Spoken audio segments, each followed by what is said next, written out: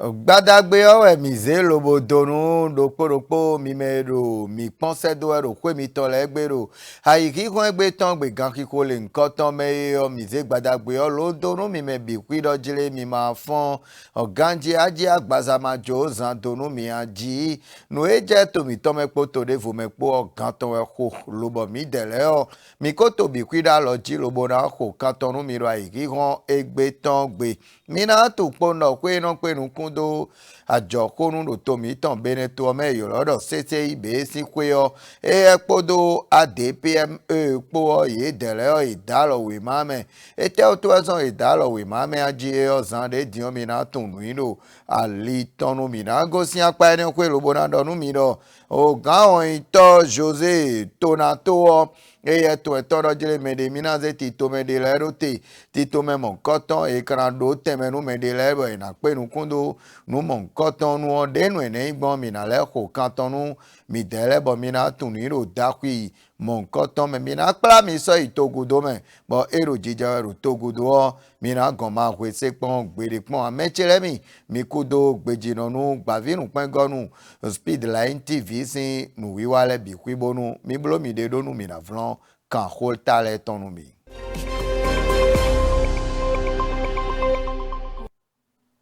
mi kudo todo me lo kudo gbejino nu mi dele do fido gan kiko le nkoton me ndonu mi zande dino jele me de endo edonu wawe onu kon yi we yeno ba nu me de sese ibe si kwe o eye podo eyin ADPME kwe opo ye dele we no po lo dalo we mame ne alodo we mame sin nu yiwa mo nkoton ka ingbon aje o kan e pachenu ADPME o eye ezegbeji lobodo ko dide ejagbon eko idole yo minando to si anka kakawa dolobo me kan we gboji no to lo yan afosoro tito eyin o sese ibe kwe otan ede sudo ko mechelemi yelewe mina pon lo na se ko le bonado mojameton do yovo français gbe me bo mi dele mi na se sin kwe na do kleu me lo bona timenu mi do anu gbe mi ton me mi pon yele. En termes de mission, il s'agit de contribuer à la promotion et au développement des micro, petites et moyennes entreprises à travers l'orientation, l'accompagnement, le financement et la facilitation d'accès au marché. C'est quoi les cibles prioritaires de l'Agence de développement des PME? Je parlerai pratiquement de toutes les cibles. En termes de vision, c'est que il a été retenu qu'à l'horizon 2030, les micro, petites et moyennes entreprises deviennent compétitives et impulsent la transformation structurelle de l'économie telle que c'est voulu par les 2 programmes d'action du gouvernement que nous avons mis en place depuis 2016. Tout le dispositif d'intervention opérationnelle de l'agence, je vous ai parlé du premier pôle qui est le pôle d'orientation et d'information. Ce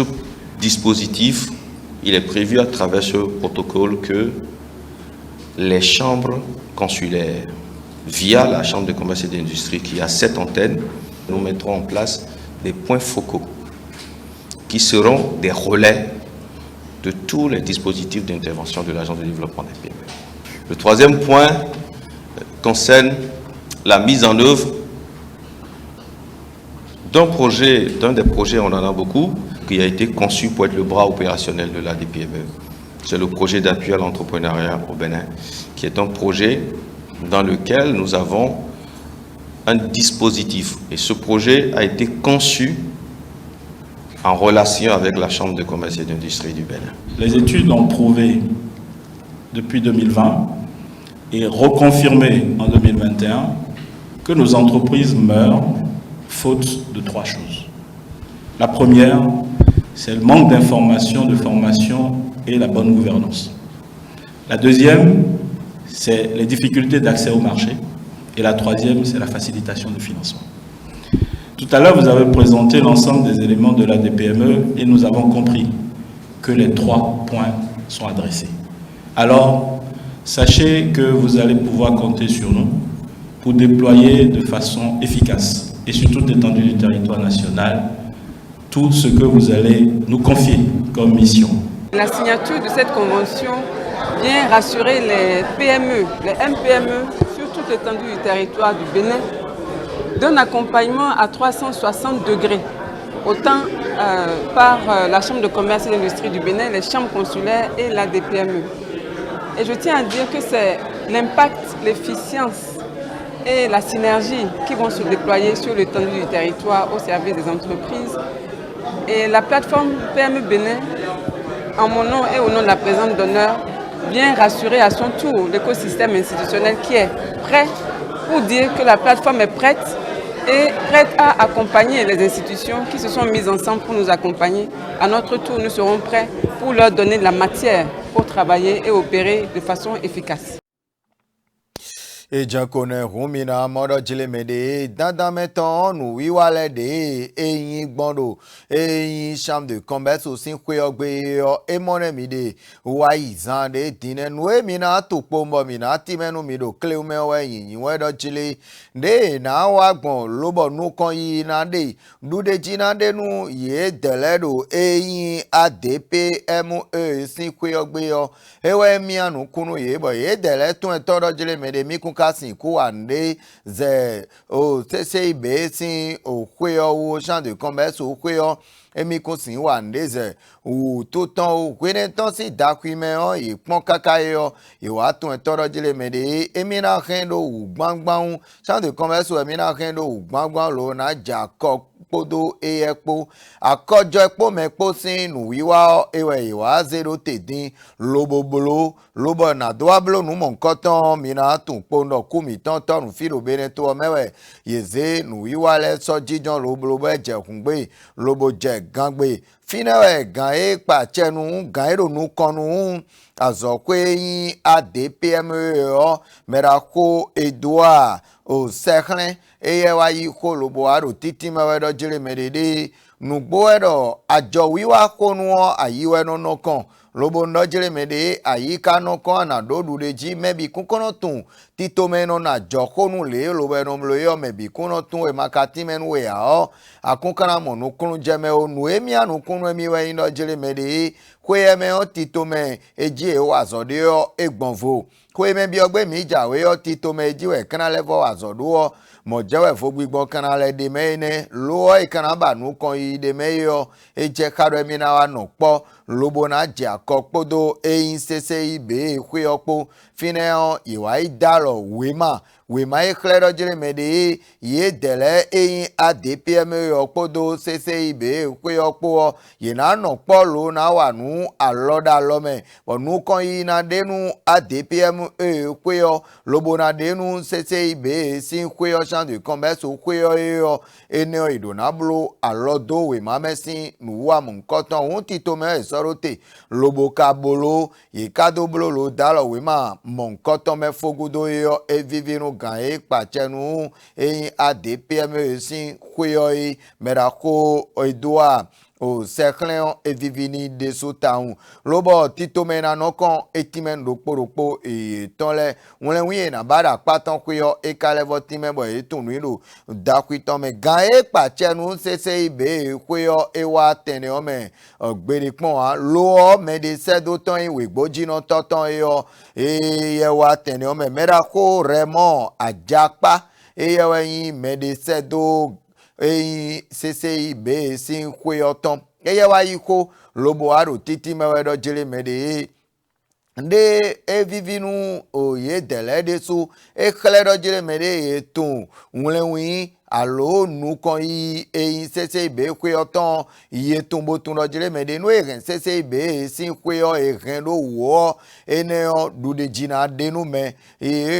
eneo etun lobo kono ablo akojo pli jako lobo no po bo wando po bo wanu aloda lome bo nu kan ide nu aso pe metoda joko nu eneo iye tunu iwo akojo pli mon koton iwe ma lodo we ma mesin nu e bolodo asa egbe ton gbe yo de eyin nu da koropo nu e kale vodonu emi na le do gbe ton nu gan e pache nu CCIB kwe yo lobo e kanale tunu ido dakwito medo kleumeo mi ko kanton no mi bo mi se bo tunu ido akpa mon koton kwe bo eneo edin lobo o ayine Gaon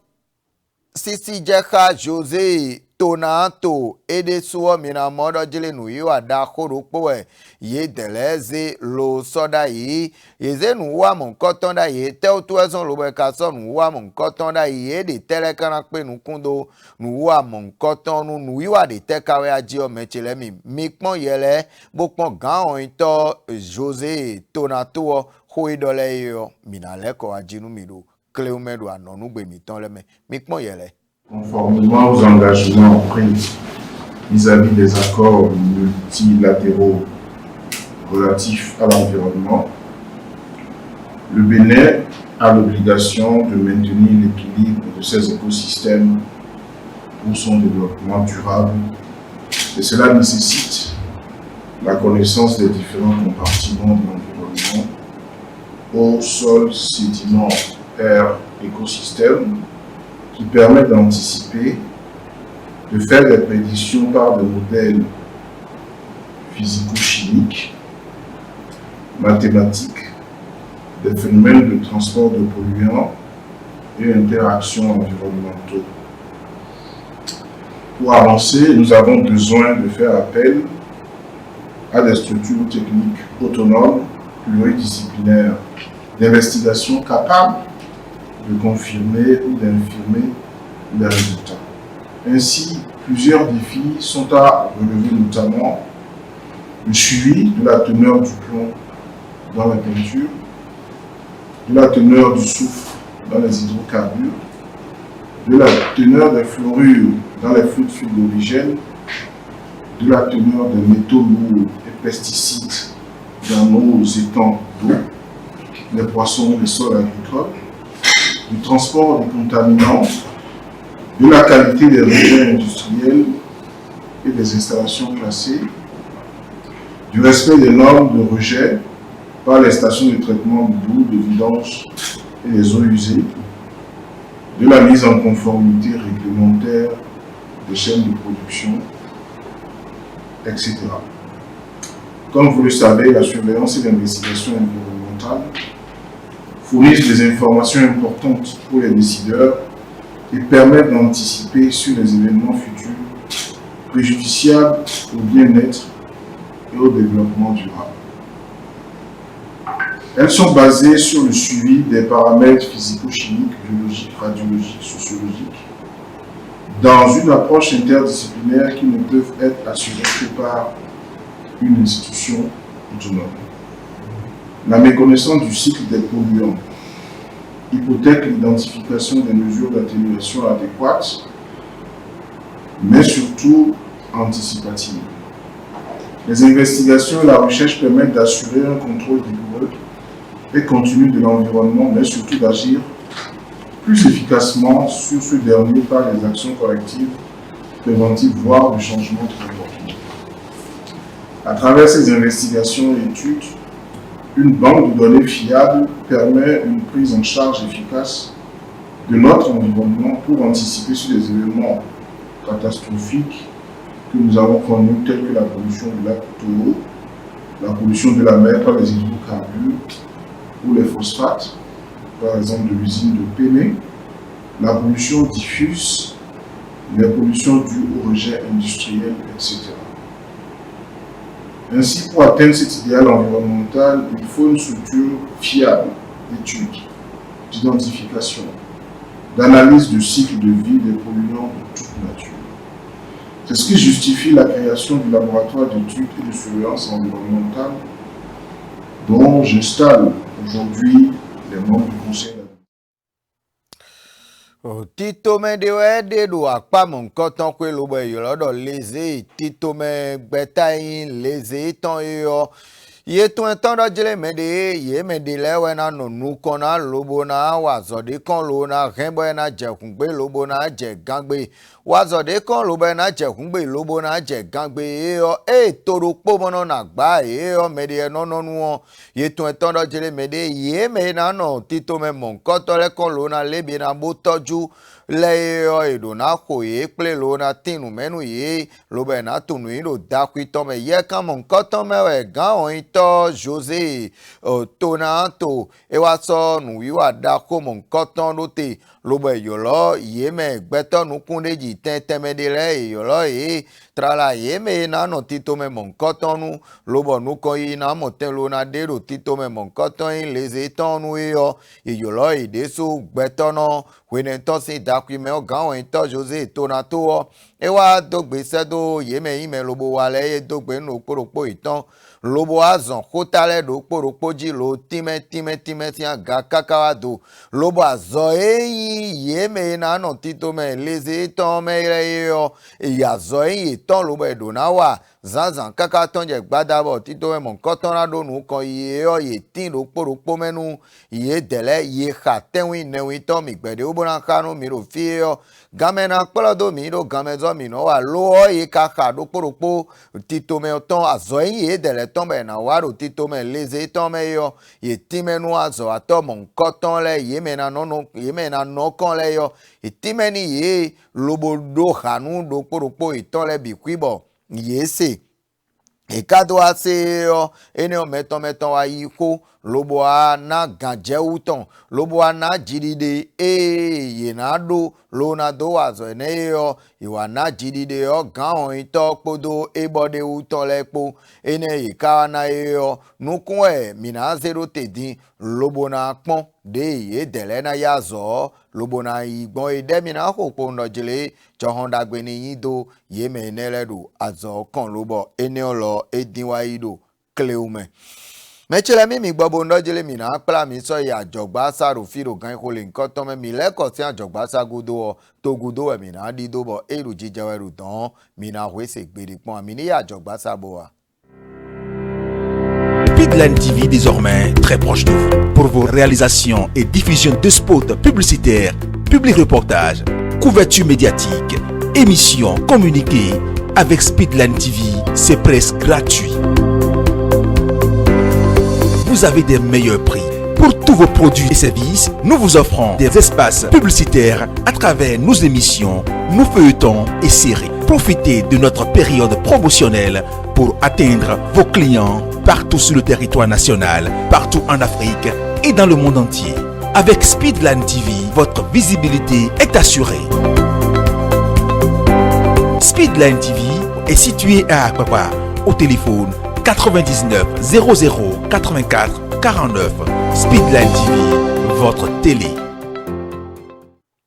Ajogbasa ne mi leko si je kore bono jele mi dele babonu mi dele na jela jonu mi ro gbavinu pengonu mi ton alo suwo jijenwe o mi tekpon lobo sepo mi dele po won mi na yi jono mi ton lobo nu bi na fode utrala kwe yoyo eme bi ogbewe mi jawe dion mi na to ponda ajogbasa yin gbavinu pengonu Speedline TV ton eku han ton kenu mi lobo hun ajogbasa ton si o han kenu mi bo kpɔtsɔnu akɔe xlohun akɔe kpɛvide kpo wɔn mi de le sekpɔ mi de ɖo fiyɔ mi na yi gbenu mi kpombo na dzra dzɔnu mi vlavobonu wɛmɛ de ba lobona do xɔegbenu tɔtoe anɔtoe akɔtoe alo henutoe butebu azɔgbɛtoe alo azɔkoetoe aɖobɔ kliya eno axɔnu ɖo asitoe le abana do xɔegbeni ye dzɛwɛ yɔ tekpɔn lobo wa zika mitɔ yin Speedline TV tɔn dzi mi de le na yi dzonɔtoe bɔkɔe kpɛvi de yɔ wɛko do xɔegbenu kliya toe le ako dzra dzɔ ɖo azɔkoetoe nu lobɔ nukɔ yi de nu ebo azɔkoetoe yɔ eɖo ɖu de dzi dandametɔn Speedline TV azika mi de le tɔn fitɛwɛ ka de adzi yɔ ema dzele nu wɛ asi kutua mi ɖo akpakpa si ne Concorde Gosin Sacré-Cœur loboblonu me xɔ ŋgbe alikple on katen si ne Concorde tɔn ɖɔ ŋu vɔn atɔngɔ eya na mɔ ɖa di si to me mi de le ɖo vɔn dzi gblagun le ye adu asekpɔ mi kpo ŋu eneo mi kana dzra dzɔnu wɛ bɔ kulikuli na kɔe bɔ kulikuli na kɔe mi na yɔlɔ mi dzɛwɛ ya aloka ye mi mɔ ɖo eyi mɔ mi tɔn le edzi ɖo fine di yɔ aloka mɔ kɔtɔn dzɛwɛ mi de mi na yɔlɔ kpo ŋu bɔn mi na sɔ yɔlɔ nu mi bona dzra dzɔnu mi koe lɔ ni bo yi koe dagbenu mi de le mina kpla mi so itogudo mi kana itogudo RDC si to ome doe mina besi lobo na donu mi kpondo jire yele na do didi webo RDC si to ome don mina tundo o sọmi eyin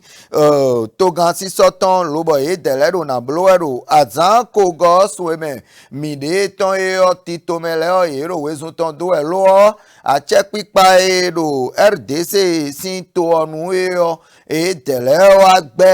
gbenu eyin Union Européenne si kweọ gbede tẹwẹ yegbẹnu ye mina to kpo nọdzire o mọ eyin mọ lobọ ye dẹrẹ nọze lodono abadonu nu lodono agbeje eyin sọmi kpọnro toroporopo mẹwenu sọmi nọdele yọ ye dẹrẹ yọ ìgbẹgbẹ náà dandan mẹtàn RDC sí àtsẹ pípa ọgbẹwẹ gbẹlódọ ye dẹkùnbà mọ ìtàn débónú ìnídó agbeje eyin sọmi ye dẹrẹ tán kpọnà odo trọlọ ebando ye dẹrẹ di lọ ye dẹrẹ kẹrẹsẹ mọ ìtàn lobonado agbeje sọmi ìtàn kpọnà lobọ ẹ má sọnà yín dọ nùwé báwẹ tóbi tòsí rẹ dé ọ nùwé nẹwẹ náà mọ de ye dẹrẹ kúnbáwẹ de jì gán ọ̀hìn tọ́ ẹnu pẹ̀lú kúndó àyínà jàyí àtsẹ̀yìn gbẹtọ̀rọ̀pọ̀ lè tán ètàn mẹ́ra kó pété kazadi eye ewé wa tán taro gbavinu pengonu ye dẹrẹ tán da kóró kpókànrò RDC sí tó ọmọ ẹ̀dán yẹ tọmọ náà mi de mọ̀ náà lóbọ̀ ẹ wa yí kó lobo dọ̀ kó bó wa tí mẹ́gbó dọ̀ kákàtì eyín títò mẹ́gbẹ́ta Union Européenne gbẹ́ta ọ ẹ̀nà ṣe mọ̀ ye dẹrẹ tán tó wà bà dónú sọmi ye dẹrẹ tán bó náà ná fúlọ̀jẹ̀ sọmi tán rò tó ye dẹrẹ tán mẹ́ kákàtì náà mọ̀ ọ̀hún èdè súná kó kan ló na gbọ́ họ mọ́ lẹ́nu èdè lẹ́ lobo náà wà sọ tẹ́wìn nẹ́wìn tán bọ̀ sọmi yan ena mọ̀tẹ́ lo do jẹ̀hún gbé lo jẹ̀ gangbero RDC sí tó ọmọ mẹ́rin kúnná bàdó nùnú yèrò sọmi elọ ebologbe ìjàwé eboyin tó gan sí sọ́tàn ro àzán kógọ́ sun emẹ̀mìdé tán sí àlínú eyọ mẹ́rin kúnná bàdó náà ó lọ́wọ́ àlọ́tẹ̀ ìnàdódù sọmi yan ena nọ́jí tó dìhàn emana nọ́jí ayọ̀ dá zọlọ́lọ́ mi dẹ́sí náà fi lobona dọ́nu mi àtẹ́wẹ́ mi náà nà kpọ̀hún bona kpọ́nọ́ jẹlẹ̀ mẹ́rin sọmi tó gan sí sọ́tàn ro RDC sí tó ọmọ azan sọgbe yọ yìkana bolo ajibọ mi sebo dọ mi lọ mi kuna kwese bọ ènìyàn edimbo wayi mina nọ te di hàn mina bẹwẹ sun lobodi do eyin Israel kpodo amasu kpo si òhunhun èrò yéwé lẹ tẹ́tí bọ̀ ẹ̀dá àkwan fún ẹrù tán eyọ yẹlẹ náà rò dìdín wẹ́bọ̀ mi náà rò pípọ́n yẹlẹ rò dìdín wẹ́bọ̀ mi rò pípọ́n wẹ́ mi náà dọ́nu mi pọ́n àkwan fún ewé lẹ tán eko fògbèrè pọ́n àmẹ́ yìí kpọ́dọ̀ àkwan fún ẹ̀dẹ́ sóta òun Israel kpodo Hamasu kpó tí àkwan fún ẹ̀dẹ́ sí ìwédenu kaka tán yẹ fìdí yọ ìkpọ́dọ̀ àkwan mọ̀ nǹkan tán fún ẹ̀ bó kpọ́dọ̀ nùdó sí ẹ̀dẹ́ so gbẹtọ nebide wẹ kó lẹdo martin tọyin wẹdo àpamọ nkọtàn kó ìwéne tán sí dàkúmẹ yeyọ nàjìnnà ẹnẹ mọ mi de yọ ewé wa ro títí mẹrọ jẹlẹdẹ Israel sí tó wẹdo nù ọdọ sí wẹ yémẹ Israel mẹlẹ wẹdo nù ọdọ sí wẹ de sóta ń bọ àyíjà ìkún sọ̀rọ̀ dídé nù tóbi rẹ wẹdo nù mọ nkọtàn sí àpapọ̀ onú èmàkà tìmẹ àyìnàfẹ sí lọ fífògò sí wẹ de sí gbèrè gbẹ de Israel sí mẹlẹ wẹdo nù ọdọ sí wẹ de so lọ nù kúrúmọjẹ mẹde gbé mẹyàn edonade ọgùlùgùlù jẹ de má di ìta tàgbé wa yíye ewẹ yé zẹwẹ lobotin nù mọ̀nkọ́tọ́mẹ dẹ́kun èdè pọ̀n wẹ́yìn lọ́jìlẹ̀ fífa nífẹ̀ wa bónú tóbi èrò kúyọ ẹ̀rọ nù mọ̀nkọ́tọ́mẹ lẹ dèmásọ ìkúrò àwọn mọ̀nkọ́tọ́mẹ gbèrè pọ̀n ó bọ̀ mìdọ́nù mìdò kílẹ̀wọ̀n mẹ. mẹ́tsẹ̀lẹ́ mi gàmẹ́zọ́ mi náà wà rò fi egbe tán sọ̀rọ̀ mọ̀ náà hu ẹ̀gbẹ́rẹ́ pọ̀n à fífọ́nù wọn wà mí dé mọ̀ fúlẹ́ kẹsẹ̀ jẹ́ kó nẹ́ gbéwẹ́ náà donu mi mẹ́ nọ tó jí ló pọ́n ìyẹ́mi tọ́lẹ̀ ló dó mọ̀jẹ̀mẹ̀ kóta lẹ́ tán tó gbé sẹ́dómi ló náà ikọ̀ diọ̀sá dán ló náà tó gbé nu yẹ́mẹ̀ gọ́ àlọ́nu mi rò fi bọ̀ mi mọ̀ yẹ́ tse pọ́n ló ṣe ògbétse rò kó mi tán lẹ́ gbé mẹ́ra kó Josué kankwe tó gbé sẹ́dé rọ́jìlẹ̀ mẹ́dẹ́ ní kudo òyẹ́ dàgbé lẹ́ bolobonu mi mọ̀ mi dẹ̀ lẹ kpɔntɔ daa zɔlɔlɔ nyɛwɛ ko kan kota lɛ tɔn minizegbe tɔn do mɔ kpɔnbonu maa fɔn mi dze sɔ nyɛwɛ yɔ kota yɔyɔ yɛ n'alɛ adze alɔ mi tɔn mɛ mina yi sisetɔ egbe tɔn ni nɔ mɔ kpɔnbonu eyi sɔ.